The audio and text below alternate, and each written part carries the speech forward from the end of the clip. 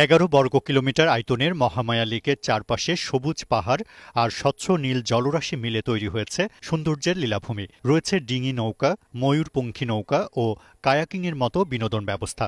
ঈদ আনন্দে বাড়তি মাত্রা যোগ করতে পর্যটকরা বৈঠা বেয়ে উপভোগ করছে লেকের নয়নাভিরাম সৌন্দর্য।